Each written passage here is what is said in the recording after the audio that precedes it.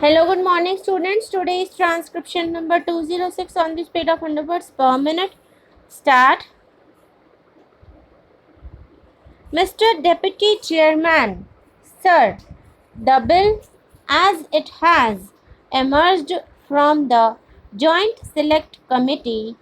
has certainly been one which is much more acceptable to the workers than it was when it was originally moved in this House.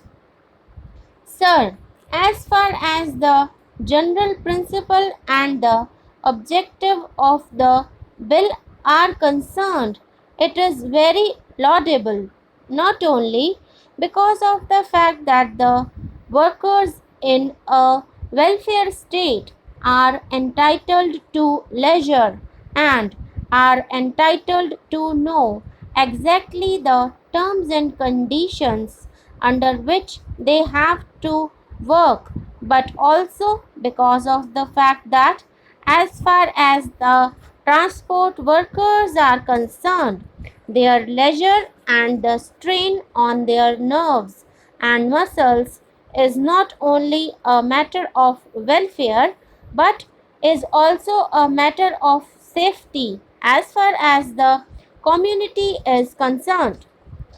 It is well known, sir, that the large number of accidents that take place on the roads are due to the fact that some of the transport workers have to work so strenuously that after a time they begin to experience fatigue, and as a result of that they are not in a position to have that alert mind which is absolutely necessary